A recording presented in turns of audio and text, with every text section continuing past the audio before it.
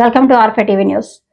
ఈరోజు సాయంత్రం శ్రీ స్వామి అమ్మవార్ల మహామంగళ హారతులు అనంతరం ఈ గిరి ప్రదక్షిణ ప్రారంభమవుతుంది. ఆలయ మహాద్వారం నుండి మొదలైన ఈ ప్రదక్షిణ గంగాధర మండపం, అంకాలమ్మ ఆలయం, నంది మండపం, బయలు వీరభద్రస్వామి ఆలయం నుండి అలంకరేశ్వర ఆలయం మీదుగా వలయ రహదారిపైకి చేరుకుంటుంది. అక్కడి నుండి సారంగధర మఠం మీదుగా సాగి హేమారెడ్డి మల్లమ్మ మందిరం వద్దకు చేరుకుంటుంది.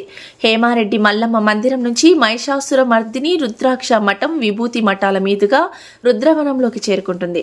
రుద్రవనం నుంచి నంది మండపం వద్దకు రావడంతో ఈ గిరి ప్రదర్శన ముగుస్తుంది.